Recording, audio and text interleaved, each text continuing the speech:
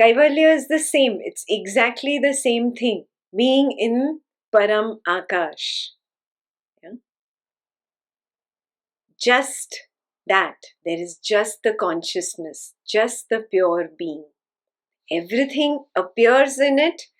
All these little peepholes that you drew, witness consciousness with the little black dots, so many, all of them appear in it, play for a while, and disappear in it. The pure consciousness remains intact, untouched. It is the one. Yeah? I am that. I share it with each one of these peepholes, these body minds. My problem is I have falsely assumed I am the body mind. Maharaj was the only courageous teacher on the path of Advaita to talk at length about how to take this step away from the body mind. Yeah? He was the only teacher who has spoken about Deha Buddhi. Yeah? Deha Buddhi is that term which has been translated as body mind machine. And he was the only one who has again and again insisted that the body mind functions automatically. See this, open your eyes and see this. You have assumed that you are thinking, you have assumed that you are doing, and you always assume it after the fact. After you act, then you say, I did it. After the thought arises, you say, I thought it. You are the one going and grasping again and again and again and again. And Maharaj has spoken n number of chapters about this. Yeah? Nowhere in Advaita Vedanta will you find a teacher who speaks again and again to this, I am not the doer, I am not the experiencer, again and again in so much detail. Yeah? So I will insist again, please figure out that personal world creation. Yes, there are many scientists who have spoken about it. All the way from classical physics, all the way to quantum physics. You will have many scientists speak about this truth. That this world is nothing but electromagnetic radiation. There are no shapes, sizes, colors. There is no real taste and smells. All this is created from the mind. It is from inside that I create my world. Then I believe my world, then I hold on to my world, and my world is better than your world, and I'm simply clashing with another person. And that is the cause for my dukkha, Maharaj says. Nowhere in Advaita Vedanta will you find this. He says the cause of your suffering is your personal world creation. Wake up and realize this truth. So work on this, very important thing to work on. Come to Paramakash. Kaivalya is the same. Establish as the Paramakash.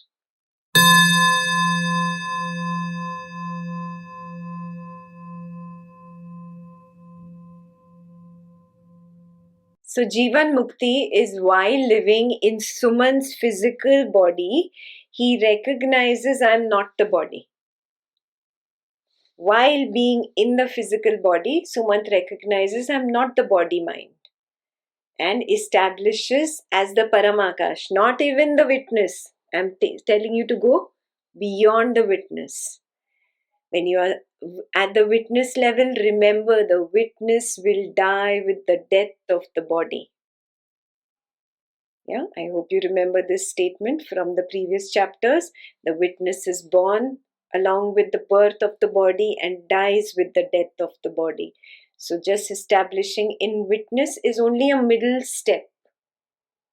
I have to take one more step beyond, and it's very easy. It's a very natural journey. It will happen on its own. Okay.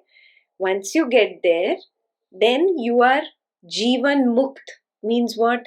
Jivan belongs to this body mind. And I thought that with the death of this body mind, I am going to die. I live only till there is Jivan in this body mind.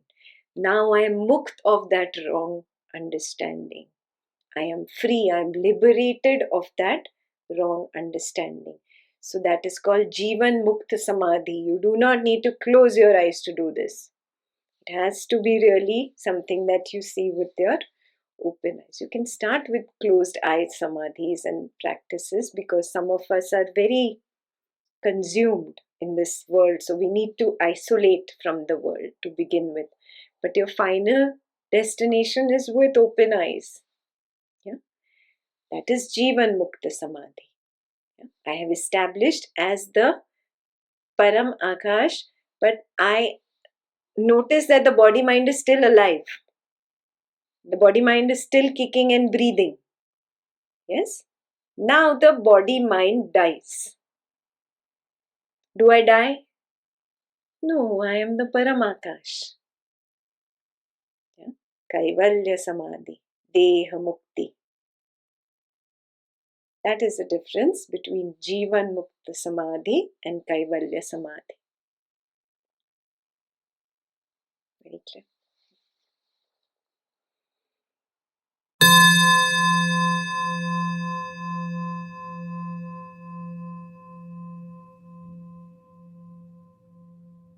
Why do we call it deep sleep state? It is called deep sleep state from the viewpoint of the waking state and the dreaming state. Because there is something called waking and dreaming, that is why I call that third state as the deep sleep state. It is not really a state. It is Paramakash. I go to Paramakash every night. That is who I am. And I come back to this illusion. It's a dream. Both waking and dreaming, both are dreams. This is a waking dream. This is a sleeping dream. Both are dreams. This is my truth. So it's deep sleep state is just used for the sake of convenience because we use waking and dreaming. Because it exists everywhere. Exactly. Exactly. So it's like the deep sleep state is the bigger state inside which there is a smaller dreaming state, inside which there is the smallest waking state.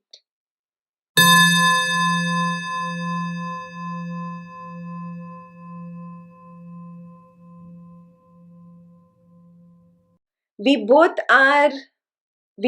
are seeing different colors. Yeah. But we both have learned to label those two different colors as red.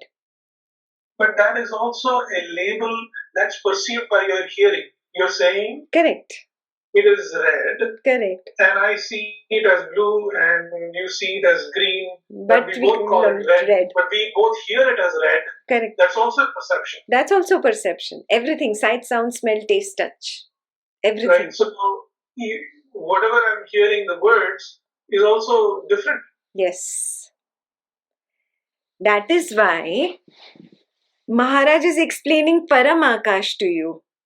By just this explanation, if you were really not perceiving from inside out, you should all have been enlightened. Right now, this moment, Kaivalya Samadhi should have been your state, or Jivan Mukh Samadhi should have been your state. But it is not. Why? Perception is inside out, not outside in. So, whatever I am explaining, whatever Maharaj is explaining, every single person is perceiving it through his own limited perceivable capacity.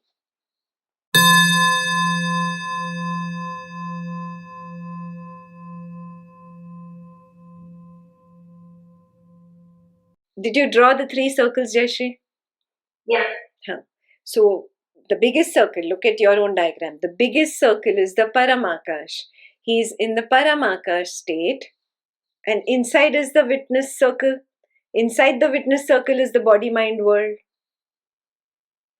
Yeah? Yeah. The witness is there only when there is something to witness. In the waking state, there is something to witness. That time there is the witness. In the dream state, there is something to witness. That time there is the witness.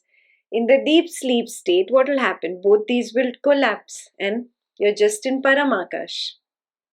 It is so doable right now, right here.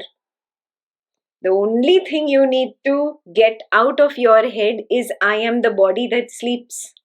Your problem is you have this very strong belief that I sleep at night.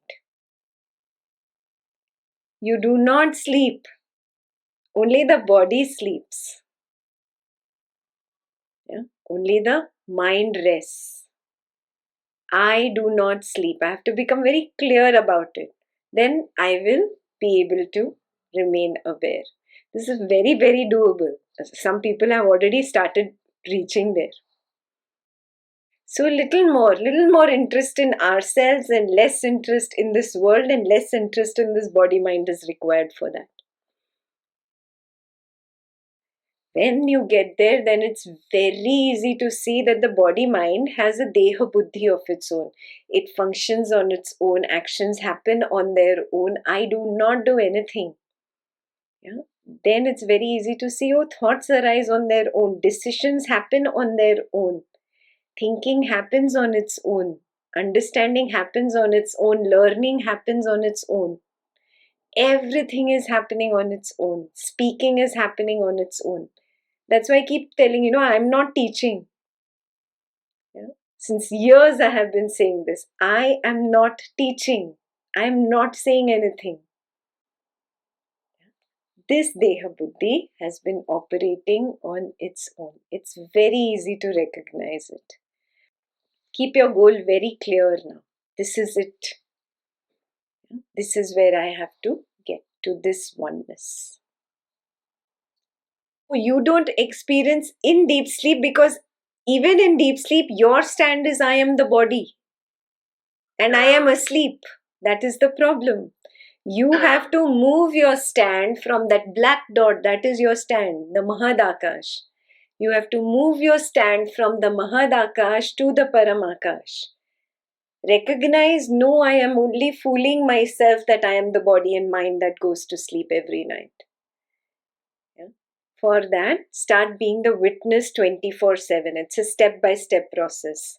So that's why Advaita Vedanta gives you the middle step. The middle step is be the witness.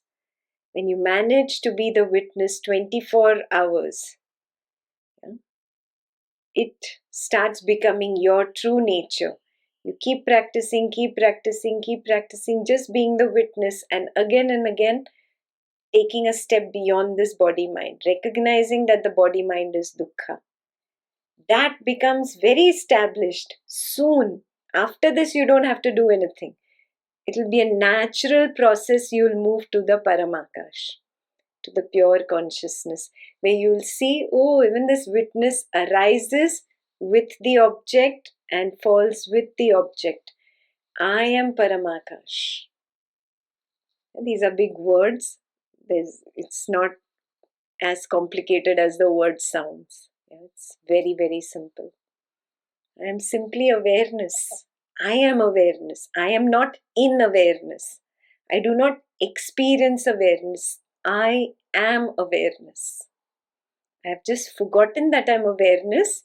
I have deceived myself to believe that I am the body and the mind. And that's why I feel I sleep in the night. It's all about belief and conditioning. You drop your conditioning that you are the body and mind, you will automatically move from Mahadakash to Chidakash. It is that simple. You have to let go of the conditioning. You have to let go of the belief. You have to let go of the fear that is binding you to Mahadakash. See that you experientially recognize it. There's only recognition here. It's not something that you can intellectually memorize. It's pointless. Yeah? So drop the intellectual dive into Advaita and start recognizing the truth. Be more interested in your own self, not in this body mind, in your true self. Yeah? Then the journey will finally begin. Okay? So then I'll see you next week. Until then, happy self-exploration.